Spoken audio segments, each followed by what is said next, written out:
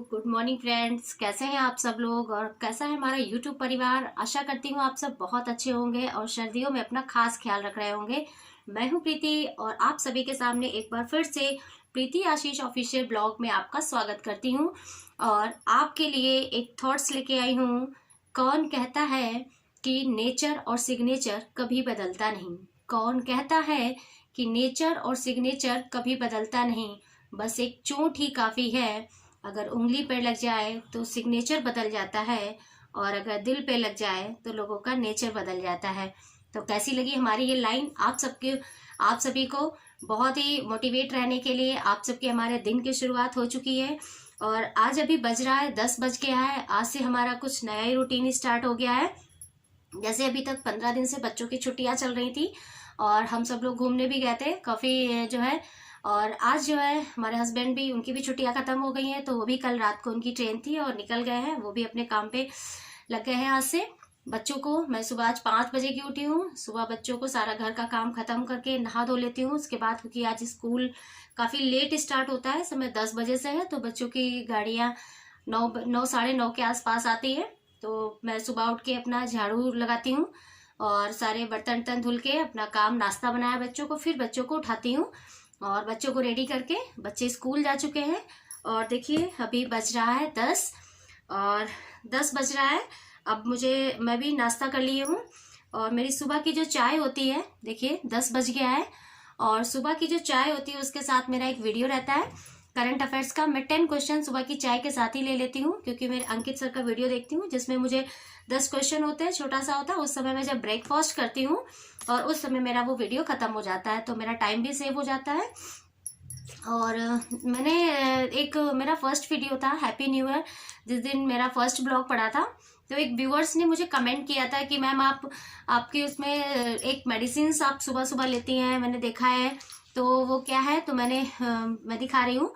ये एक थायराइड की दवा है। मैं एक थायराइड पेशेंट हूँ जिसमें ये मैं दवाई लेती हूँ थायरोनॉर्म, जो अप्रोक्सीमेटली 75 mg की है। उन्होंने कहा था इसके बारे में मुझे बताइए, हो सकता है वो इसे आज अगर वो मेरा वीडियो देख रहे हैं तो मैं आपको इसके बारे में बताने वाली हूँ क्योंकि मेरा सब्जेक्ट भी बायोलॉजी से है तो मैं थोड़ा थायराइड के बारे में आपको बताती हूँ। हेलो फ्रेंड्स, तो आज हम बात करने वाले हैं थायराइड के बारे में। थायराइड क्या है, क्यों होता है और इसके क्या कारण है, और अगर ये हो जाता है तो आपकी बॉडी में इसके क्या इफेक्ट पड़ते हैं। तो सबसे पहले तो हम ये जान लेते हैं कि थायराइड होती क्या है। हमारे बॉडी के अंदर नेक रीजन में, यहाँ पर बिल्कुल जहाँ पर मेल जो है आपका ग्लोटिस होता है, यहीं पर आपके थायराइड ग्लैंड मेल फीमेल दोनों में ही होता है। बटरफ्लाई शेप्ड एक स्ट्रक्चर होता है जिसमें आयोडीन ग्लोब्यूल्स पाए जाते हैं। ये क्या करते हैं, जब हम आयोडीन लेते हैं तो इनके जो फॉलिकल्स होते हैं, ये अगर कभी हाइपरटेंशन हो गया आपकी बॉडी में, extra burden of work load हो जाता है, या जो है आपकी मेटाबॉलिक रेट बढ़ जाती है तो थायराइड की प्रॉब्लम आ जाती है। यानी हमारी जो सेल्स होती हैं वो थायरोक्सिन, एक हमारी सेल्स होती है जो पिट्यूटरी ग्लैंड से TSH निकालती है, thyroid stimulating hormone. Thyroid stimulating hormone क्या करता है, हमारी थायराइड ग्लैंड को एक्टिवेट करता है और फिर ये क्या करता है, उसे T3 T4 हार्मोन निकालता है जो हमारी पूरी की पूरी मेटाबॉलिक रेट को कंप्लीट करता है। अब मेटाबॉलिक रेट क्या होती है, तो फ्रेंड्स मैं बहुत ही सिंपल तरीके से बता रही हूँ। मेटाबॉलिक रेट हमारे शरीर में जितनी भी क्रियाएं होती रहती हैं, जैसे रेस्पिरेशन ले लीजिए आप, एक्सक्रीशन ले लीजिए, डाइजेशन ले लीजिए, यानी हमारी बायोलॉजिकल में 7 लाइफ प्रोसेस बताई गई हैं जिसमें 7 लाइफ प्रोसेस जो है, इन सभी को अगर आप ऐड कर देते हैं, यानी जिससे हमारा जीवन चलता है, इन सभी कोई रेट को मिला करके हम अपनी होल बॉडी के मेटाबॉलिक रेट कह देते हैं। और ये मेटाबॉलिक रेट जो होती है वो कंट्रोल होती है आपके थायराइड ग्लैंड। तो थायराइड को कभी छोटा मोटा मत समझिएगा। थायराइड एक वो ग्लैंड है जो आपकी बॉडी में अगर नॉर्मल रहती है तो आपकी every metabolic rate are complete. यानी थायराइड इफेक्ट होने से आपकी बॉडी में बहुत सारे इफेक्ट ऐसे आ सकते हैं जो आपने कभी सोचा भी नहीं होगा, क्योंकि मैं इससे एक बार सफर कर चुकी हूँ। हालांकि मुझे काफी साल से है, मैं इसकी जो है मुझे बहुत ही हाइपरटेंशन की वजह से काफ़ी ज़्यादा ही हो चुका था। तो यहाँ पर तो डॉक्टर ने जो है मुझे रेफ़र कर दिया था कि आपका यहाँ पर जो है मतलब इतना जो इसका जो वैल्यू होती है वो इतनी ज़्यादा बढ़ चुकी थी कि किसी डॉक्टर को शायद इसका जो डोजेज है वो क्लियर नहीं हो पा रहा था। तो मुझे लखनऊ के सहारा हॉस्पिटल में बोल दिया गया था कि आप वहाँ दिखाइए। मैंने वहाँ पे दिखाया तो मुझे बहुत ही अच्छे डॉक्टर वहाँ पे मिले और उन्होंने मेरी पूरी लाइफ की टेंशन ही ख़त्म कर दी। उन्होंने पहले मुझसे बहुत ही अच्छे से बात की और बोले कि आप क्या करती हैं, क्या आपका मेरा डेली रूटीन क्या है, क्या आप पढ़ाई करती हैं, कैसे हैं, कितने बच्चे हैं, क्या, ये सारी चीज़ें पूछ के मेरे हिसाब से उन्होंने मुझे एक बहुत अच्छा सजेशन दिया। और फ्रेंड्स, आज मैं आपको भी वही सजेशन देना चाहती हूँ कि अगर किसी को थायराइड हो जाता है तो नो टेंशन, कोई भी टेंशन की बात नहीं, आपको कभी भी इससे घबराना नहीं है। आप जो आपकी मेटाबॉलिक रेट है इसको कंप्लीट करने पहले तो आप अपना बॉडी वेट, दो तरीके की होती है इसमें, एक तो हाइपोथायराइड होती है और एक दूसरी हाइपर थायराइड होती है। ये दो ही केस में लोगों को हो सकती है। एक केस में हाइपो का मतलब होता है कम, यानी कि आपकी बॉडी में थायरॉक्सिन कम सेक्रेट हो रहा है। इससे क्या होता है, इससे आपकी बॉडी वेट बढ़ने लगता है, आपको भूख नहीं लगती है, बालों का झड़ना तो इसमें कॉमन है, चाहे आपको हाइपर थायराइड हो या हाइपोथायराइड हो, दोनों में बाल का झड़ना तो कंपलसरी है।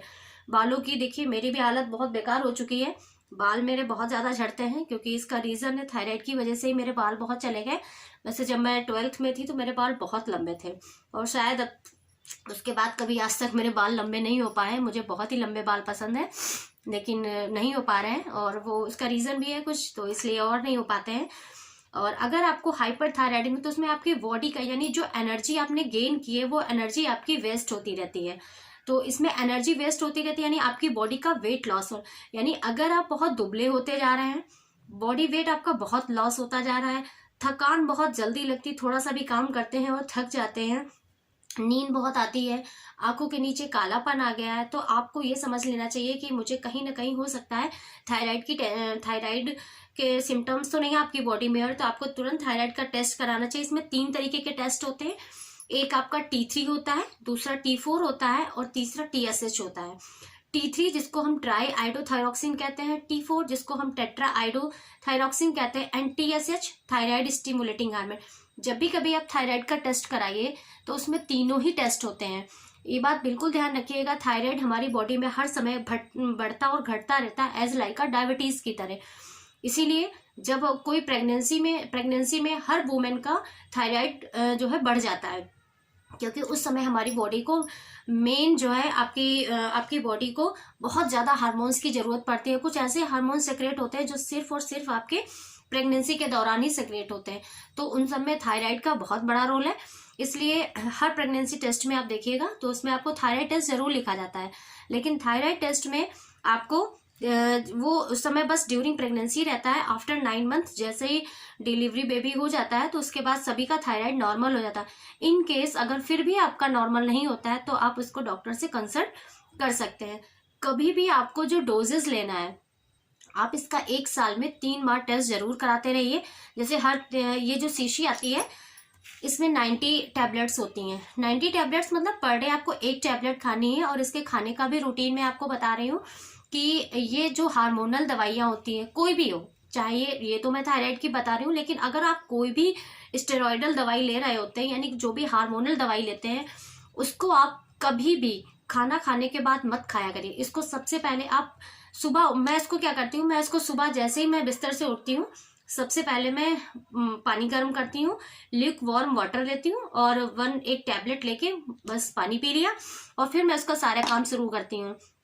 क्योंकि ऐसा होता है कि जब ये हमारी बॉडी में एक तरीके से ये हार्मोन नहीं बन रहा है तो हम ये हार्मोन टैबलेट के रूप में बाहर से लेते हैं, तो इसके लिए इसको कुछ फंक्शनिंग में टाइम लगता है। अगर आप इसकी टैबलेट लेने के बाद तुरंत चाय या कॉफ़ी या कोई भी ब्रेकफास्ट कर लेते हैं तो इसका असर खत्म हो जाता है।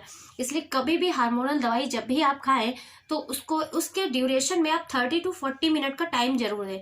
क्योंकि अगर मैं ये सब नहाने धोने नाश्ता और सब करने के बाद ही खाऊंगी तो मुझे बहुत टाइम हो, इसलिए मैं सबसे सुबह उठते ही पहले पानी गर्म करती हूँ और एक टैबलेट ले लेती हूँ। उसके बाद मैं अपना सारा काम शुरू करती हूँ और जब तक मैं नहा धो के और फ्रेश होके आती हूँ तब तक मुझे 20-40 मिनट हो चुके होते हैं। फिर मुझे वेट नहीं करना होता है कि नहीं अभी मैंने दवाई खाई है, मुझे अभी चाय थोड़ा रुक के पीना है, तो मैं इसलिए टाइम भी वेस्ट नहीं होता है। यानी कि किसी भी दवाई को, इसमें हार्मोनल दवाई को खाने से पहले आपको एटलीस्ट 30 मिनट का टाइम तो देना ही देना है। तो ये इसके कुछ लोग होते हैं दवाई खाते रहते कहते फायदा नहीं कर रहा है, इसका रीज़न यही है कि हार्मोनल दवाई आप कभी भी बिना गैप के मत खाइएगा। अगर आप इन केस ये डेली आपको लेनी पड़ती है, जैसे मान लिया अगर हम कहीं बाहर चले गए हैं, 1 दिन के लिए गए हैं, 2 दिन की, तो आप अपनी टैबलेट पहले रख लीजिए।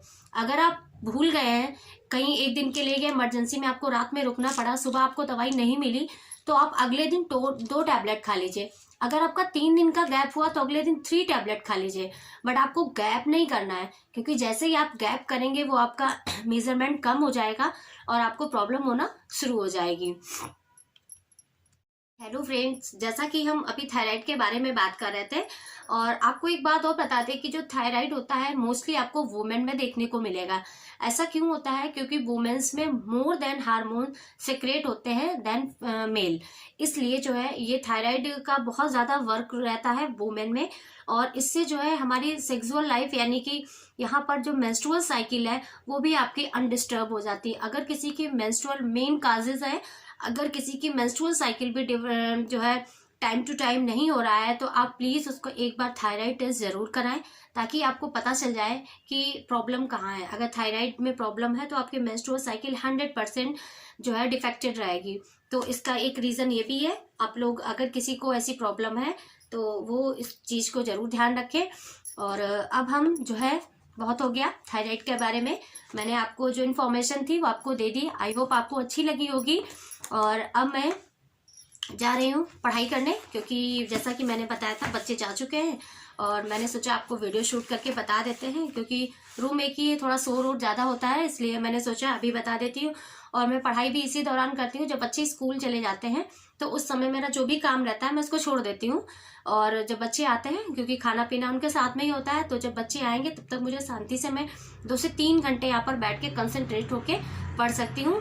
अभी वैसे तो मेरा टीजीटी पीजीटी का एग्ज़ाम लगा था, लेकिन अभी वो डिले हो चुका है काफ़ी। तो अभी मुझे इस समय जो टारगेटेड है वो हमारा केवीएस पीजीटी बायोलॉजी का एग्ज़ाम लगा हुआ है, और उसके लिए मुझे फर्स्ट पेपर भी तैयार करना है।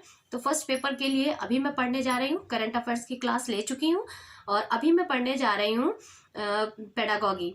पेडागॉगी में हमको, क्योंकि पेडागॉगी यहाँ पर बहुत रोल अदा कर रही है, पेडागॉगी में लगभग 60 मार्क्स का पेडागॉगी आ रहा है, और पूरा का पूरा जो पेडागॉगी है वो बीएड की हो मुझे 2014 में मैंने किया था, 15 में, और उसके बाद टेट और सीटेट भी 19 के बाद क्लियर हो चुके थे, तो मैंने तब से पेडागॉगी नहीं पढ़ा है। मुझे आईओ फिर से पूरी मेहनत करनी पड़ेगी पेडागॉगी के लिए। अभी तक मैं सब्जेक्टिव भी पढ़ती आ रही थी तो मुझे इतना टेंशन नहीं था, लेकिन अब पेडागॉगी के लिए मुझे अलग से 2 घंटे देने पड़ेंगे। तो अभी मॉर्निंग का समय मैंने पेडागॉगी और करंट अफेयर्स के लिए रखा है। शाम को मैं अपनी टेस्ट सीरीज फॉलो करती हूँ, और उसके बाद में शाम को अपना सब्जेक्टिव पढ़ती हूँ 4 घंटे। तो एटलीस्ट थोड़ा सा, बहुत सा समय निकाल के मैं 4 से 6 घंटे का समय निकाल पा रही हूँ। लेकिन अब एग्जाम पास आ रहा है तो कोशिश यही रहेगी कि कम से कम 8 घंटे तो आपको निकालना ही है। 8 घंटे गिनना नहीं जरूरी है, लेकिन टॉपिक कितना कवर हो रहा है ये भी आप देखिए, क्योंकि घंटे हमारे मायने नहीं रखते हैं। ये देखिए मैं रख चुकी हूँ अपना जो है टेबल, और इसी पर मेरी ये बुक रखी है देखिए, और पेन। बस मैं स्टडी करने जा रही हूँ, और टाइम टेबल आपको ज़रूर शेयर करूँगी। ये जो है टाइम टेबल जो है हमारा, वो मैं आपको ज़रूर शेयर करूँगी। और अभी मैं पेडागॉगी पढ़ने जा रही हूँ, तो पेडागॉगी के नोट्स तो मेरे पुराने रखे हुए हैं, तो शायद अभी काफ़ी चीज़ें इसमें नहीं है, क्योंकि मैंने यूपी के लिए पढ़ा था, ये केवीएस के लिए आ रहा, तो केवीएस में काफ़ी चीज़ें चेंज हो चुकी हैं, तो इसलिए चेंज हो चुकी हैं, तो मैं इनको दोबारा से करती हूँ। पीछे देख रहे होंगे बहुत सारे जो है चिपके हुए हैं पन्ने, तो ये पन्ने सब पेडागॉगी का सिलेबस चिपका हुआ है, बहुत ब्रॉड सिलेबस है। और इधर मेरा ये जो लगा हुआ है, ये मेरा सब्जेक्टिव सिलेबस लगा हुआ है, पूरे कमरे में यही सब चिपका हुआ है। उधर कहीं बेटे का लगा रहता है, कहीं मेरा लगा रहता है, तो जहाँ जगह मिलती है वहीं चिपका देते हैं बस उसको जो है, ताकि सामने पढ़ता रहे और हमेशा आप जो है उसको ध्यान में रखें। तो कैसा लगा हमारा वीडियो आप हमें ज़रूर बताइएगा, और प्रीति आशीष ऑफिशियल ब्लॉग को सब्सक्राइब करना बिल्कुल भी ना भूलें। जो लोग हमारे चैनल पर हैं वो लाइक ज़रूर करें, सब्सक्राइब करें, और प्लीज़ हमारा मोटिवेशन ऐसे ही बढ़ाते रहें आप सबके सहयोग से। मैं एक उम्मीद के साथ मैंने ये ब्लॉग शुरू किया है, और मुझे पता है आप मेरा उम्मीद बिल्कुल नहीं तोड़ेंगे। तो thanks guys, have a nice day. आप सब अच्छे रहें, और मैं भी अब पढ़ाई करने जा रही हूँ। सो मिलते हैं नेक्स्ट वीडियो में अपने, तब तक आप खुश रहें, और बहुत सारा प्रणाम, ढेर सारा प्रणाम, और छोटों को बहुत सारा प्यार।